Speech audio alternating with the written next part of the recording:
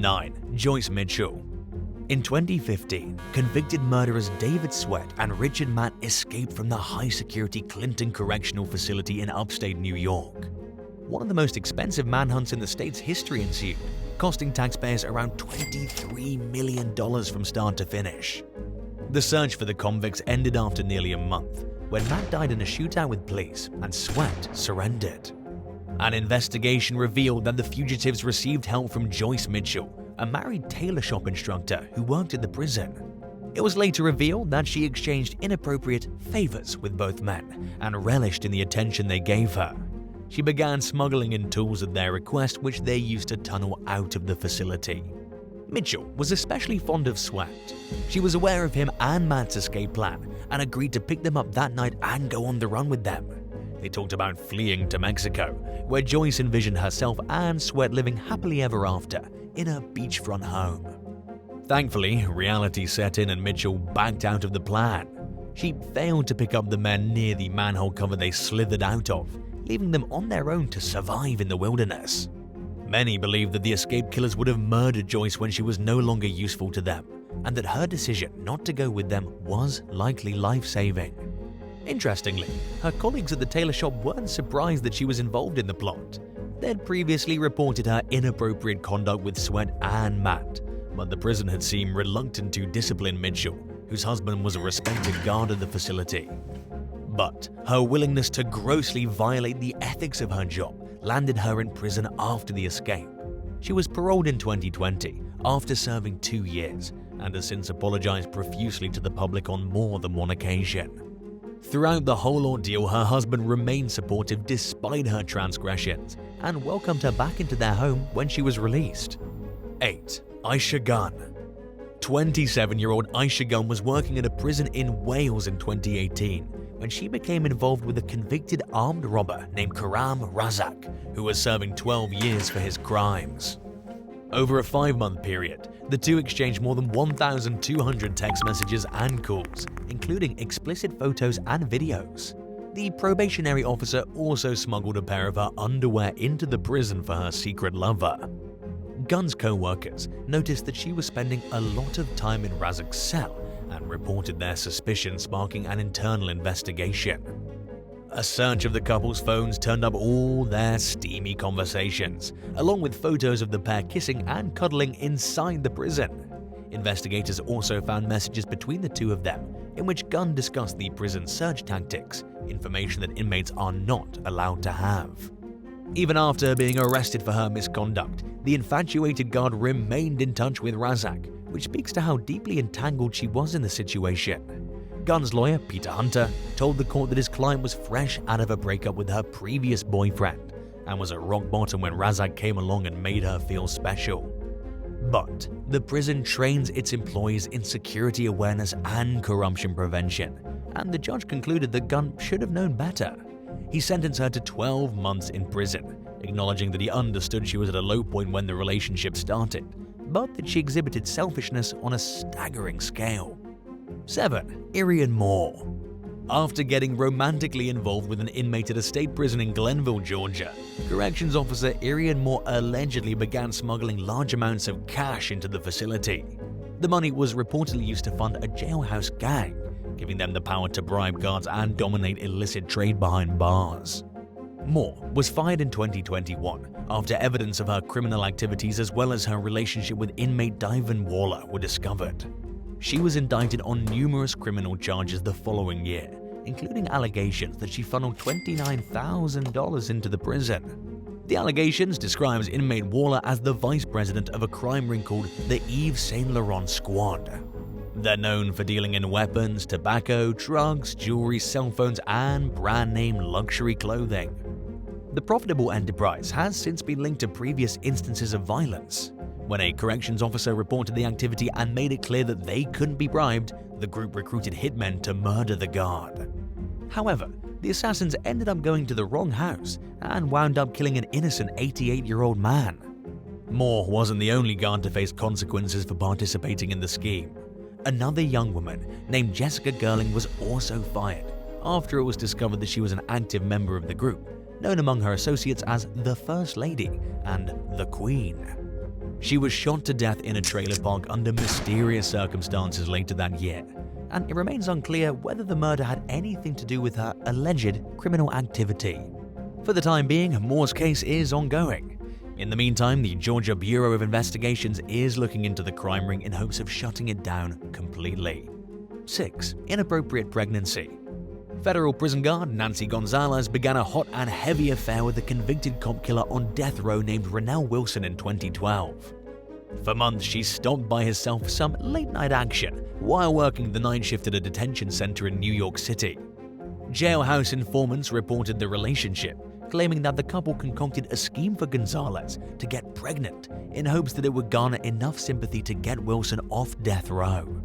At the time, he faced a new sentencing hearing as part of a years-long court battle to spare his life. By the time the pair's relationship had cooled down, Gonzalez was pregnant with the criminal's baby. She admitted that Wilson was the child's father during a recorded conversation with her new boyfriend, who was also incarcerated. In her own words, she got sucked into Wilson's world. When questioned, she reportedly admitted that she deliberately got pregnant. Shortly after having the baby, Gonzalez pleaded guilty to abusing a person in custody. The child was placed in foster care after she admitted to driving drunk with him in the car. Describing the disgraced corrections officer as detached from reality, the judge appointed to her case sentenced her to serve a year in prison. Just weeks after she was arrested, another corrections officer from New York made news headlines for shockingly similar reasons. 39-year-old Tashinia Love Brewster was reportedly 6 months pregnant by an inmate at a state correctional facility when she was busted for the forbidden relationship. The prisoner was relocated, she lost her job, and she faced criminal charges as a result. Unfortunately, the outcome of the case is unclear. 5. Joseph Boinville. While working as a chaplain at a federal prison in New Hampshire in 2018, 53-year-old Joseph Boinville began accepting bribes from inmates in exchange for smuggling a variety of items into the prison, including cell phones, drugs, tobacco, and other contraband. For 7 months, he took inmates' orders and dropped off their goods inside a cabinet in the prison chapel, pocketing around $12,000 from his transactions. In addition to marijuana, synthetic marijuana, and drug-soaked notebook paper, Boinville delivered a large amount of Suboxone, a narcotic which is typically used to treat opioid addiction. When authorities busted him, they found 111 Suboxone strips in the chapel cabinet and his vehicle. The substances found on the notebook paper were determined to be dangerous synthetic cannabinoids that can cause life-threatening side effects and even death in some instances. Before his arrest, Boinville had a respectable track record with no convictions and 28 years of prior military service. However, he succumbed to the temptation to make some extra money on the side and paid an immense price for it. He ended up losing his job, he gained a criminal conviction, and his reputation was ruined, leaving him unable to find work. He pleaded guilty to accepting bribes and providing contraband, and was consequently sentenced to serve 40 months in prison. 4. Elsie Hibbs. 25-year-old Elsie Hibbs was working as a nurse at a prison in Wales in 2021 when an inmate began flirting with her. Shortly after, they began speaking over the phone and exchanging text messages. Hibbs told the prisoner that she had reservations about talking with him because she could lose her job if she got caught. But regardless of how she felt, the man pressed her to continue their relationship and she went along with it. Hibbs would later say that she didn't report the inmate for contacting her or having a cell phone, and she didn't cut off contact because he had threatened her, making her afraid to end things. And although the couple never had inappropriate physical interactions, her superiors and the authorities took the situation seriously when they discovered what was going on. Things began to unravel in 2021 when prison officials suspected the inmate of having a relationship with a different co-worker. He was subsequently moved to another facility, where his calls were monitored due to him being a newcomer. It wasn't long before those listening to his conversations realized that they were correct in their suspicions about him being involved with a prison employee. Hibbs later quit her job and was criminally charged with misconduct in a public office. Her lawyer argued that she got in too deep and painted her out as an impressionable and vulnerable victim who was targeted by a master manipulator. However, the judge saw no excuse for her to let the situation continue, especially when she was trained on how to handle these types of encounters. In the end, Hibbs was sentenced to 6 months in prison, and as a result, she lost her nursing license. 3. Jailhouse wrestling ring. In a bizarre incident that was captured on camera in 2022, 3 employees staged wrestling matches against inmates at the Fairfield County Jail in Ohio. The competition was recorded by surveillance cameras, but the incident went unnoticed until several days later, when a corrections officer who wasn't involved in the crime reported it to her supervisor. Deputy Sean Pettit was fired and corrections officer Kyle Archibald and Landon Talbot resigned after news of their impromptu wrestling match broke news headlines. Fairfield County Sheriff Alex Lape told the Lancaster Eagle-Gazette that the wrestling matches were purely consensual and that this was the only time he believed something like this had ever happened. However, he punished the trio for what he described as ridiculous and unacceptable behavior. Lape made it clear that he takes his position as an elected official seriously and that he plans to live up to voters' expectations for him to manage the jail well. He also said that these types of incidents won't be tolerated. The seemingly irate sheriff further pointed out that the actions seen in the video negatively impact the reputation of all the women and men that are doing the job for the right reasons. He went on to say that in 30 years of working in law enforcement, he thought he'd seen everything. But when he saw the surveillance footage, he was absolutely shocked by the behavior of the prison employees. After interviewing the men involved, the county prosecutor declined to press criminal charges. However, the corrections officer who waited nearly a week to report the incident received a 10-day suspension. 2. Taco Bell fiasco. 2 off-duty corrections officers got into a heated argument with some Taco Bell workers in Prince George's County, Maryland in 2021 when they complained about their order.